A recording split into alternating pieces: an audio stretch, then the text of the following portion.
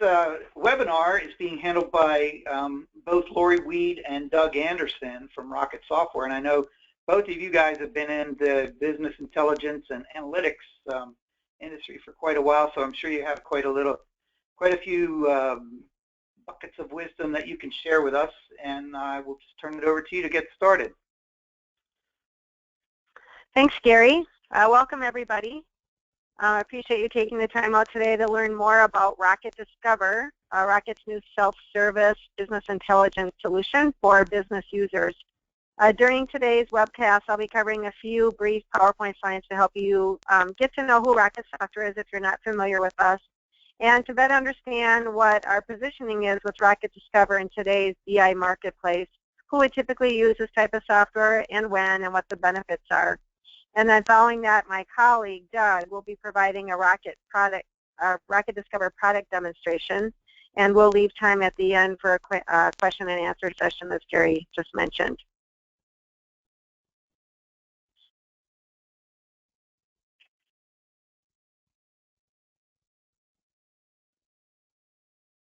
So for those of you that aren't familiar with who Rocket Software is, we're a global software development company that develops enterprise products and delivers enterprise solutions to customers and partners around the world.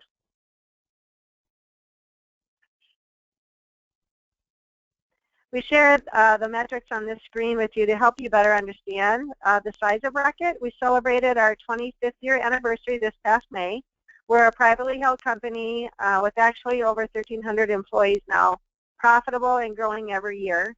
Rocket actually got its start as a software development company, developing products that other technology companies take to market underneath their own brand names. So IBM, HP, EMC, they're very large technology companies that sell the Rocket products every day, but you might not be aware of that.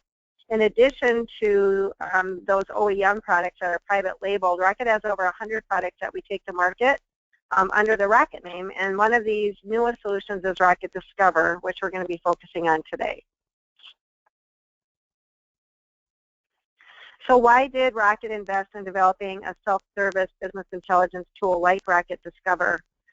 We certainly got feedback from being in the BI space for over 25 years from current customers and partners. We spent a lot of time meeting with analysts to try to determine what the need was in the market. And most of the analysts told us that organizations are demanding a higher ROI from their BI solutions. According to Gartner, by 2017, most business users and analysts and organizations will have access to some sort of self-service BI tool to prepare data for analysis. And Forrester told us that managed BI self-service will continue to close the business and technology gap that exists today.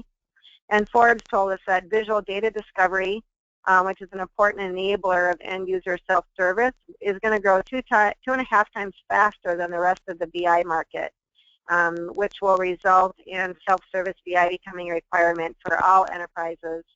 They're predicting by 2018.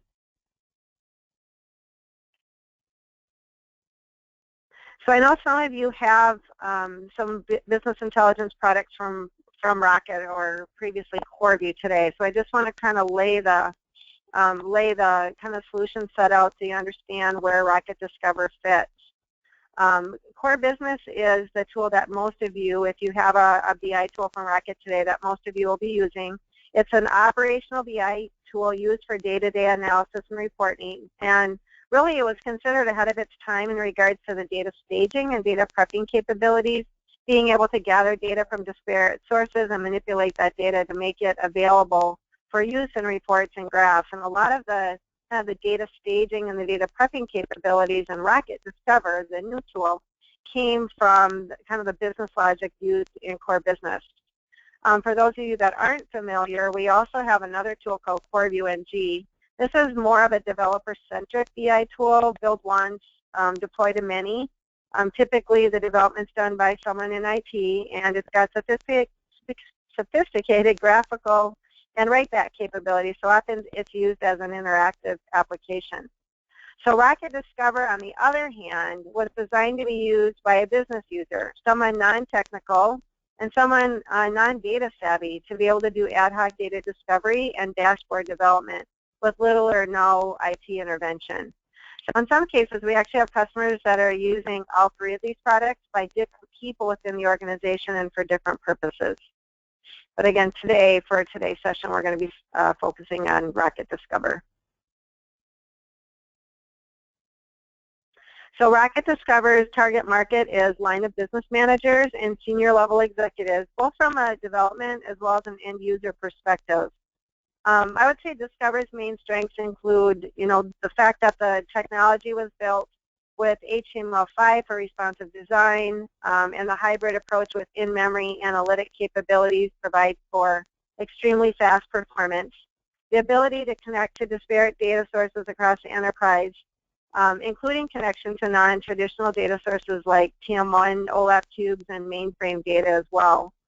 And then the ability to, again, allow a non-technical, a business user to easily do data discovery, develop reports and dashboards with no help from IT or no use of third-party tools for that data prep and data staging piece. And then sharing and collaborating performance results with colleagues within the Discover tool itself so that there's no need to go outside Discover to be able to do this. And then Discover can run in the cloud or on-premise, both in a Linux or a Windows environment, and we have both perpetual or subscription-based licenses available.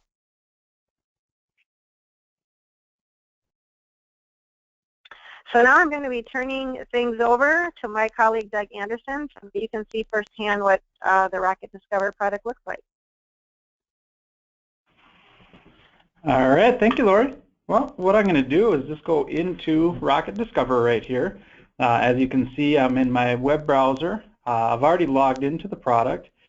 And what you're looking at is my home screen. So when I log in, I'm able to see a thumbnail image of the different dashboards that I have available to me. Now, when I log in and I want to do my creation, I have the ability to create my own dashboards right in this environment. I don't have to have a separate full client install to work in. I'm able to connect up to my data sources as long as I know how to access them. And those data sources can be different relational databases, mainframe data. If you have TM1, you can connect to that. But it might also be just flat files. So I can work within kind of my own little environment, but I also have the ability to share and collaborate with others, as Lori is just mentioning. So the different dashboards that I create, I can then share with others and make that accessible to them. But first, let me just show you a few different dashboards. So I'm just going to click on my Discovery tab here, and I have some dashboards that I like to work with a lot, so they're already open for me. And on this particular one, I've set it up where I'm looking at my sales data, and I'm charting some different aspects within that data. So here I'll see that I have my sales and gross profit and quantity ordered broken down by country. Now, what I have with this chart is the ability to drill not only vertically, so I could drill into a given country, but I can also do that horizontally. So I can stay at the same level, but look at different values within that level. So for instance, right now I'm looking at sales. I can go ahead and just click on this arrow right here, this blue arrow, and now I'm looking at gross profit, and I'm still at that same level. And I can, again, go so that I see quantity ordered. Now, if there is something that I want to dive into more detail for, all I need to do is just double-click on that object, so like USA here. When I do that, it's going to break it down to the next level for me. Now, with this particular chart, there's a lot more states, so you'll notice it's a little bit busier chart. Well, to help with that so that I can see it easier, I would just simply browse right up here. I have different buttons available to me that allow me to refresh this, to edit it, to delete it. But what I'm going to do right here is go into my extra mode. And let me postpone that, I apologize. So what I have is the ability to zoom in and be able to see just the aspect of that particular chart. So I'm just accessing it from that dashboard. But again, I can continue to interact with it. So I can drill into California if I need to. And then I'll drill down several levels. I have different capabilities that are also available to me. So for instance, I might want to see this in a horizontal form. I can do it just like that, just by clicking on that little toggle switch right there. If I want to back up to that highest level, I just click on the level that I want to go back to, and it returns me to that level within the chart. And then all I have to do is just click on that X to go back to my dashboard. Now, the chart that you see right here, this pie chart, this one I've set up so we're just looking at gross profit by the sales rep. But the key thing that I just wanted to show you here is that this particular chart, I can dynamically filter all the different items right out of here. So for instance, if I just wanted to remove this sales rep, I'm going to go ahead and click on that. The pie chart adjusts for me. Now I'm going to do that one more time because I'd just like to have you focus on Victory Sporting Goods right here. You see that it's at 38%. So if I exclude another person, not only is it going to redo that chart for me, but it's also going to recalculate my percentages. So it's very easy for me to include or not include specific values, and this is just part of that quick process when I build this up. And I'll be showing you how you build this up because it's very straightforward and easy for you to do. Now down at the bottom, I've set this up where it's a busy chart because I wanted to be able to see the quantity ordered each and every day. And I have a 2-year timeline, and so I can see all that information. I can hover over it and see the values. But what I can also do is that I can filter this in a different way than I did that pie chart. So here I'm just going to turn on the filter. Notice it just adds kind of a copy of that chart down below it. But what's different is that when I hover over this, notice that little plus sign or a little crosshair right there. What I can do is left mouse click and then drag just to zoom into this portion of that overall timeline. So I can see that data in greater detail right above here. And if that's something that I need to see that same period throughout the timeline, I just simply drag that to the period that I'd like to look at, and I have the exact same timeline. And I can adjust that as much as I need to. So it allows me to focus my attention, to dynamically change it as I need to, and quickly, easily access that information.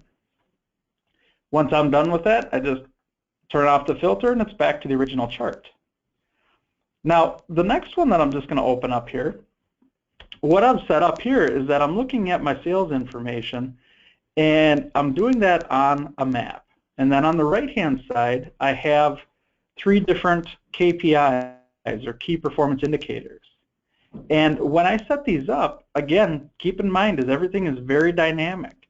So I have them set up that I'm looking at the average sales for all the countries, the average gross profit for all the countries.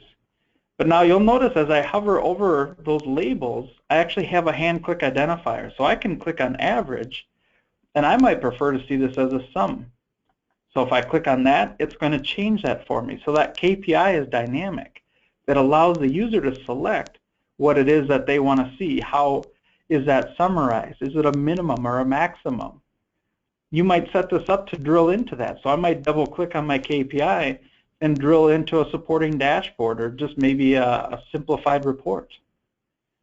Now, over here on the left, what I'll look at is my map, and like I said, I'm looking at the sales by country. Now, when I hover over a given country, down on the bottom left, it'll say info in USA, and it's showing me the summarized sales amount. So if I go down here to Brazil, you'll see where that's changing, and I'm focused on this area. So it allows me to see that detail very easily. Now, this is color-coded so that it's showing me a red coloration depending upon the level of sales. And if I need to drill into something, like the United States here, I can simply double-click on that, drill into the United States, and see each individual state and how it's performing. Now, the key part about this map is my data just has to have that label tied into it. So United States or USA, Brazil, Argentina, whatever that label is. I don't have to worry about shape files. I don't have to worry about XY coordinates or latitude and longitude. My data simply has to have a name equal to that level that I'm looking at. So if I just wanted to map out all the different states within the US, My data would just have to have a column defined that says state is California, state is Minnesota, and then it will tie into that map very quickly and easily. Now there's several different maps that you can utilize within here depending upon the type of view that you want. Now this crosstab right here, now this particular dashboard, what I did was I brought in my data and I wanted to look at it a couple different ways. One is I just wanted kind of a simplified report or crosstab, and that's what you see right here. But within here I have the ability where I can easily just click and expand so that I can show more or less detail. And when I do that, and I scroll over here to the right, I can see that summarized value. I can see the individual values. Now here on the right, this one is a tree map view. It's one of the newer charts that you're starting to see come out, in that what it's done is it's combined the column chart and the pie chart. So you're still looking at columns or boxes, but the size of the box represents the percentage of the overall value. So you'll see down in the bottom right where your Peru and Argentina are very small portions of the overall summarized value, and USA is a much larger portion. So it's on that top left with the larger square. Now over here on the right, see this area, this is a toolbox. I'll actually be referencing this a few different times because this is where it contains a lot of the capabilities that I'm going to use. And right here, if I just click on this chart button, what you're able to see are the different chart types that are available. So I've just showed you a few different ones, and of course you have your standards, you have your pie charts and area charts, but you also have more advanced ones, things like Pareto charts, sunburst charts. Right here, this is a bubble chart, and while this has been utilized for quite a long time, the benefit here is this bubble chart is coming from the IBM Rave technology. And so we've integrated with that. And so for those of you who have the IBM Rave charting, you'll be able to automatically bring in all the charts that are tied into that Rave application. But then also notice down below here, you can tie in social data. So if you wanted to look for trending hashtags on Twitter or blogs, you can do that. If you wanted to link to a web page, simple text information, if you wanted to build a word cloud. So these are all different charting capabilities that are part of the product, but we're continuing to expand this as we go. Now, keep in mind, it doesn't just have to be data from your database. This dashboard right here, I set this up where I just have a simple logo right here, some textual information, and then I embedded a YouTube link. So I'm actually incorporating different elements of data outside of the database. So it just gives you that dynamic capability to be able to incorporate all the different things that you want to. So let's talk about the data now. I'm going to go ahead and click data right here. When I do that, this is going to list out all the different data sources that I have. And I'm going to see that listed right here as the source. And then I'll also see query. So one of the benefits of Rocket Discover is that you can connect up to your different sources, and if that data is already prepared and it's ready to go, you can use it. You can build right into a dashboard if you want. But if it's not, you can do your data preparation within here without having to worry about building cubes or building metadata or mapping anything. It's just a matter of creating your query using a visual approach, and I'll walk you through that so you can see it. But right up here, if I go ahead and expand this, here's different data sources that you can connect to. And like I mentioned before, TM1, DB2, you can get into mainframe data, SQL Server, others as well. And then right here, you actually have the ability to add in flat files. Now, some of you are CorBusiness users, and you're utilizing Dynamarts and scheduled queries. That's an added benefit for you in that you can utilize those files in here. So if you've done work with CorBusiness and maybe you have different queries that are running through the scheduler and they're outputting to a scheduled query, you can still use it in that environment, but then what you can do is that you can bring in that SQI right into here. and give the users another accessibility to build their own quick, easy dashboards. So right here, I'm just going to choose a file. So I can browse to the files that I have. I also could just drag and drop right into here. What I'm going to do is I'm just going to select a CSV file to start with. Go ahead and click open. Now what it's going to do is it's going to upload it, and it's telling me that right here. When it's completed, it takes me to this screen right here. It's showing me that I have my sales CSV data. And do I want to create a query, or do I want to create a dashboard?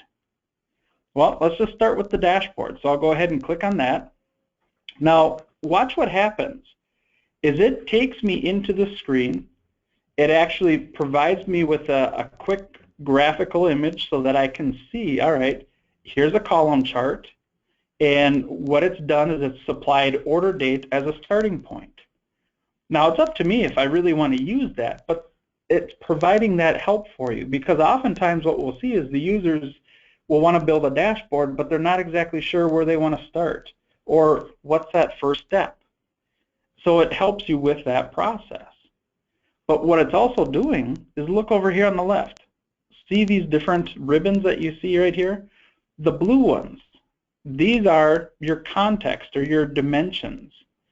Those are character fields, date fields, different things like that. The green ones down below that, those are your measures. So those are values that are coming from the data set. Sales, quantity ordered, gross profit. So it's easy for that user to identify the type of data that it pulled in. Now, keep in mind is that you have that data preparation side of this too, so that you can override this if you want to. But what I'm going to do is I'm just going to use it just as it is right now. Now, another key thing here is, remember I said it started with order date.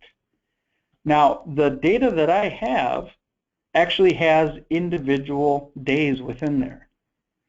But Rocket Discover automatically took that and broke it into years, quarters, months, and then the days.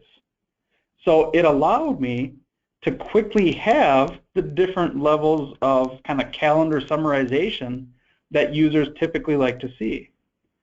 Now maybe you don't want to start with year, you'd like to start with quarter.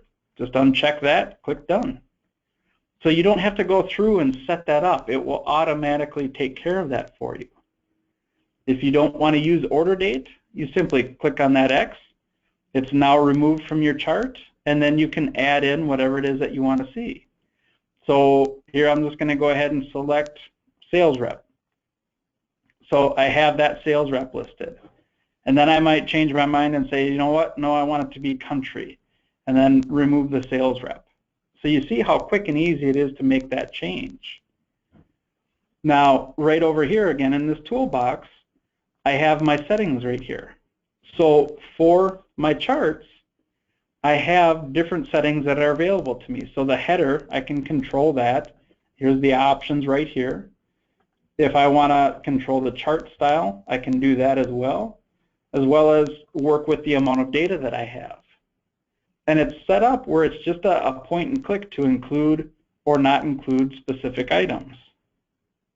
And so you'll see how that adjusts for me. Now, when I go ahead and make my selection, let's have sales be part of this.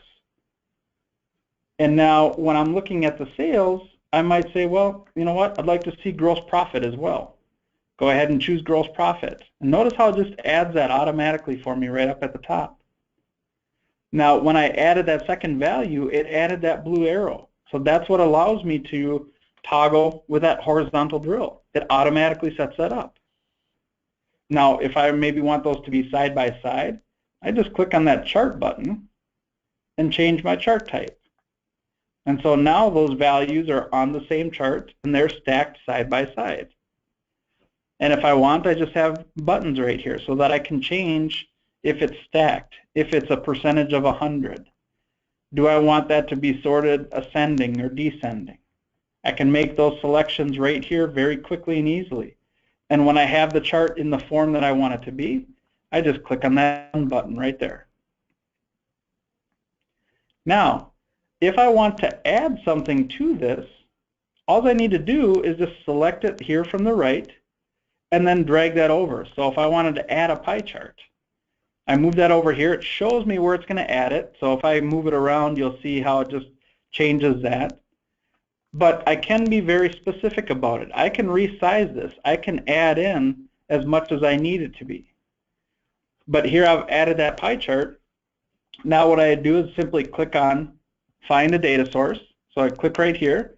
I can use existing ones that I have. If I don't have it, I can connect to a new one. But it's just very easy to say, well, let's use that same sales data. It takes me right back to my edit screen. I can build this up however I want it to be.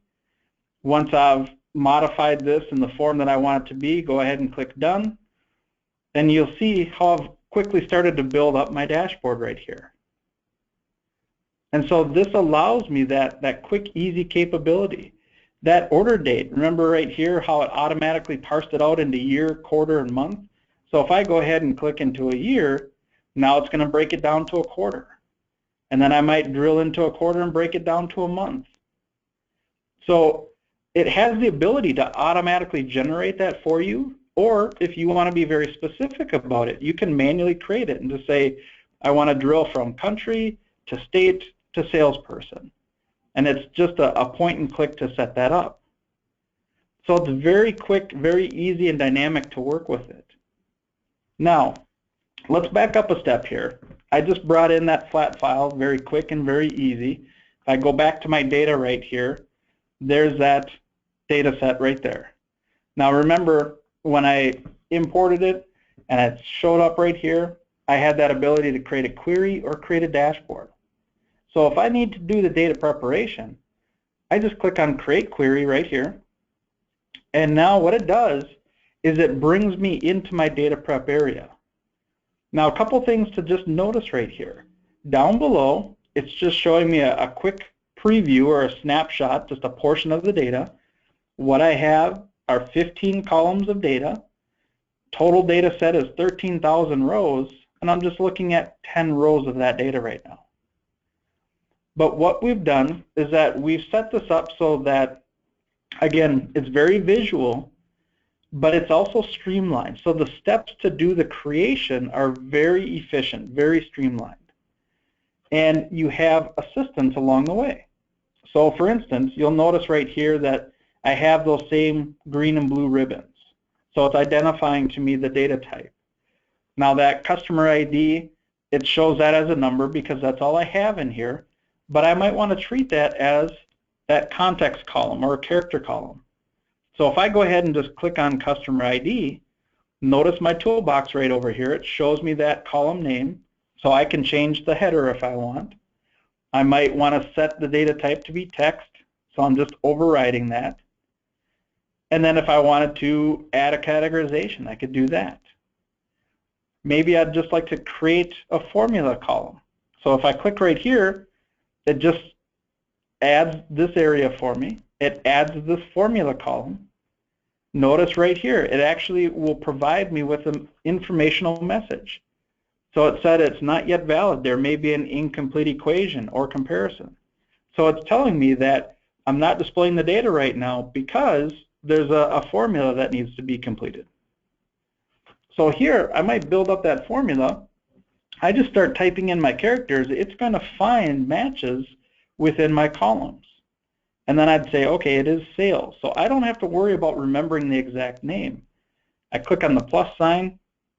Now, that might be all that I need, just a copy of it. And if you look right over here, it has just a checkbox saying, all right, this formula is okay when we're done with this. But now let's say I continue, and I'm going to add a value, so just a plus sign. Now, when I do that, notice how this icon changes. It's not going to let me finish because that formula isn't in that complete format. So now I might just say add 1,000 to it. Notice how that changes. I'll just click on the check mark. It's generating that formula column for me right now. And so I've added that into my data set, and I can use that. Now, up above here, what you're looking at is what they call a node-based approach to building up or preparing the data that you have. So I have different operations that I can do here. So I can summarize the data. I can pivot it, I can join it to other data sets, I can filter it, and whatever the operation is that I want to use, so for instance filtering, click on that filter button, it adds a filter right down here. And what it's also doing is it's going to start what they call the data lineage. So it says, okay, we're starting with sales. There's a little arrow and a line here showing that we're going to filter that information. So now what I'm going to do, I might name the filter. And let's say this filter, we're just going to look for the country of USA. So I'm going to go ahead and choose USA. So that's going to be the name of my filter, so I can identify what it is. And then right here, I'm just going to set country right there. So I just pick it from the list, and I'm going to say that's going to be equal to USA. So I've now filtered that data. It's cycling for me, it's showing me, and now I only have that USA data. Now, I can use this as it is. Maybe I want to join this to another data set. What I would simply do is find the data set that I want to use. So if I click right here, I can browse through the different data that I have. So I have flat files here. This is a scheduled query. This is a SQL Server database. So if I expand that, I can see the different tables that are available. And you'll see there's 37 tables right here. So if I go ahead and click more, I can see them. And then what I would simply do is click on the plus sign, and it's going to add that into that node visual up here. And now what I might want to do is join customer to that filter. Now see what it's doing right there? Is it's telling me that there's an error, there's an invalid column name, and it starts with retail. So if I scroll over, let me find the retail column, let's see what the problem is.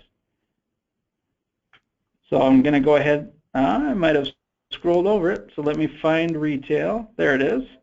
Oh, there's a slash within there. So what I might want to do then is just simply modify that. Let's remove that slash. So now what I have is proper data that I can use. Or maybe I just click on the X and remove that. So now that's no longer part of this. Now up here, if I wanted to maybe join the data set together, what I would simply do is click join. Again, it adds that node for me. And notice how it helps me with that. It says, okay, this is likely how you're going to join this. Now you can change that if you want. But then right here, I would just set the join type. Is it an inner, a left, or right? You can have assistance with that. It'll actually describe the different types of joins. And then you say from this data set, use this column. From this data set, use this column. And so you can build those more complex queries. So you can prepare the data that you need to be, and then once you've done that, simply create your dashboard from that data. So it's very easy to work with this. Now, I talked a little bit about it as far as the sharing aspect. So if I click on sharing right here, within this area, these are all the different objects that I have. So I have queries, I have dashboards, I have data sources. And what I'd simply do is click on the item that I want to share, and then it's going to say, well, who's going to have access to this? So right here, I would just start typing in the characters that I want to find the match to. So here, this is an individual. Right here, this is a group. So it's matching up that AD. So I can share it with individuals or with groups.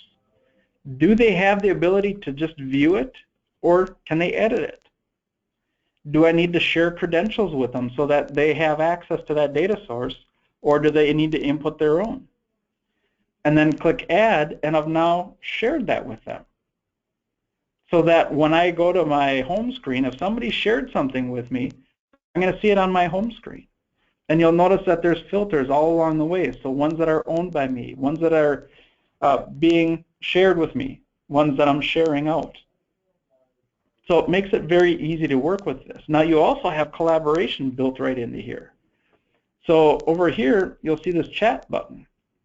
If I go ahead and click on that, what I can do is that I can browse through different conversations that I'm having. So this is one that I've been talking with Jamie on. Simply typed him a message, and then I shared this dashboard with him. So I was looking at it here on the left, and I just dragged it right into our conversation. So I can easily direct that user right to the data that I want them to see. I don't have to go offline and give them a call and say, now open this up and click on this and click over here. I can drag over that dashboard that I'm looking at and show it to them right in the conversation. Now, another great part about this is that instant messaging is part of the product. So you're not integrating with a third-party tool. You don't have to go outside of the product to use an existing one. You can use what's right in here. Now, another key part of this is that that user, so in this case it's Jamie, doesn't even have to be online. I can send the message to Jamie, and then the next time he logs in, right up here, see this messages, there'll actually be a red circle with a number up there. And that identifies to him that there's additional information. Somebody sent me a message. So he'd click on it, and it would take him right into this conversation. So we can chat if we're online or offline, and we can have that running dialogue right in here. And those messages can be with individuals or it can be with groups of people. So it's really a key part of it, because that allows you to not only take a look at your data, so as I'm looking at my dashboards and everything else, that I'm going to make this usable information. I'm going to be able to share this with others very quickly and very easily. Now, this one right here, this is a hyperview report. So for those of you, again, with CorBusiness and you have hyperview, you can embed those objects right into these dashboards. So if you remember when I was clicking on the different charts right over here, I was showing you that you can have a web page. So I'm just using the link that goes right to this report. So I'm embedding that hyperview report within here.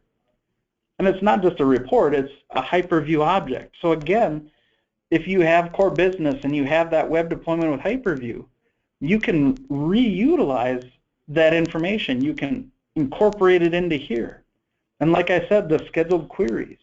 So back here in the data area, if I wanted to add a scheduled query, it's just like adding a flat file. I just click right here. Here's a scheduled query right here. Click open. It's bringing in that file for me. It's uploaded. And now what I can do is I can create my dashboard. I can create my query, join it to another data set, whatever it is that I need to do. And so that it makes it very quick and efficient for me to operate with those files and protect the investment that I already have. So the idea behind Rocket Discover, as Lori mentioned, is that this is a self-service BI tool. As you see, I'm in my web browser. I don't have to leave it at all. There's not a different administration interface versus an end user. It's all in the same environment. Everybody can create their own data source connections. They can create their own dashboards or simplified reports. Or you can have different users who are building them up and they're sharing them with others. And it's just a very quick, easy button. So if I go back to my home page and I say, okay, whatever it is that I just built, here's my share button. And I can click on that, say, all right, who has access to it? And so it's that quick and easy to share out that information. And as we've been talking about, is that the data that you have, it can already be prepared and you're hitting the ground running. If it's not prepared, you can still bring it into here and you can work with that. You can filter it. You can append it. All those different things that we're looking at. For those of you who have TM1 data, if you have that as a data source right there, like this particular one, you can connect right to those TM1 cubes. And here's the TM1 cubes right here. And if I create a dashboard from that, what that's going to do is that's going to bring in the business rules that you already have applied. I have a direct connection right to that cube. So I don't have to push it out into a different format and flatten it out and change how I'm working with it. I have the context, the columns and the rows available to me. I can see those aliases. I have the ability to quickly select from my subsets right here. I can toggle between the different views so that if I wanted to look at different data, I can do that. And then what I can do is that I can, from my toolbox area here, is that I can simply select what type of view that I want it to be. So I have that crosstab view right here. And maybe I want to swap the axes so that I change what's columns and what's headings. So I can do that. And that's the same thing with all the different data sources as far as having that quick, easy ability to change these out. So you see where I can work with this, I can build things up very quickly. If I go back to the first dashboard that we're looking at right here, this dashboard synchronization, what this does is this will tie the objects together. So if I go ahead and enable this, now what it's doing is it's tying these different objects together so that if there's data in common between there, and say for instance I double click on USA, it'll now set that as the value and push that into this object and this object. So I'll go ahead and drill into USA. It tells me that that's the country. Now notice I have less orders. I have fewer sales reps that are being displayed. So it automatically performed that tie-in. And I can continue to use that or simply turn it off and they're no longer tied together for that filtering.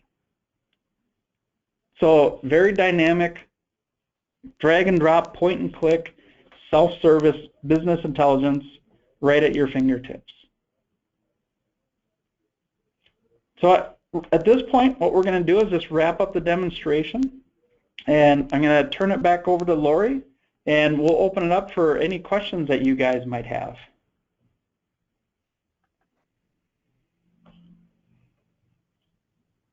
Thanks, Doug. So as Gary mentioned at the start of the webcast, if you do have questions, please go ahead and type them into the chat window to the right, or you can raise your hand and Gary can unmute you and you can ask your question that way. But I just want to cover a couple of commonly asked questions that we've been getting while we're waiting to see if anybody else has questions.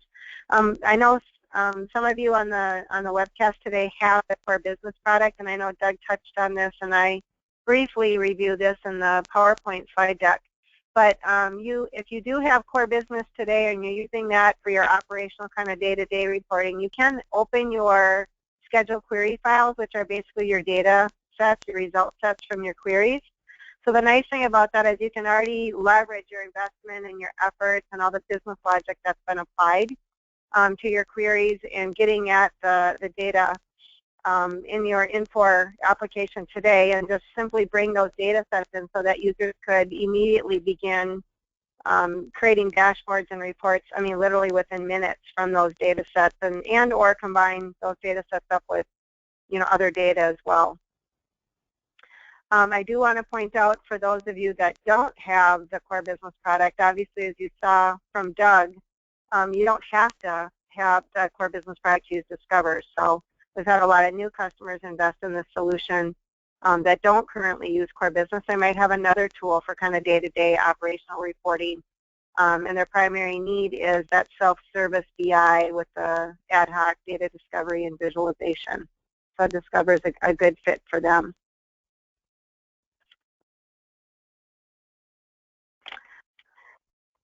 So Lori, I see that Dan has his hand raised. So Dan, I'm going to unmute you, and you can ask a question. You're unmuted. Dan, you there? No, I don't have a question. Okay. I even see what I raised I don't see any other questions. Okay. One last thing, so that we didn't mention earlier, but the Rocket Discover product was just released at the end of April of this year. We have another major release due out at the end of October, release version 1.5. So if you to the last slide, I just more information. If you want a product roadmap to see what's coming in version 1.5. My contact information is listed at the bottom of the screen there. We do have trial versions of Rocket Discover. You can go right to Rocket's website, rocketsoftware.com. Usually the Discover information is actually on the first page, and just click on it and you can get to the trial website where you can download the free trial. We also have e-learning tutorials that you can use as you're evaluating the product or post-sale. And then we have a user community forum as well that we've started. So if you have questions as you're evaluating the product, partners, customers, and Rocket staff will be chiming in and commenting and answering questions on that user forum. And then finally, we have a Discovering New Insights contest going on. We're giving away an Apple Watch. So for those of you that are interested in evaluating Discover, if you can go to our website and read a little bit more information about that. But we're taking suggestions for improvements for the product, and we'll be drawing a name for that at the end of September. So that can be accessed through the Rocket Discover forum as well. So if we don't have any other questions, I would like to thank everybody for taking time today out of your schedule to learn about Rocket Discover, a self-service business intelligence solution for business users. Thank you very much, Lori. Thank you very much, Doug. Everybody have a great day.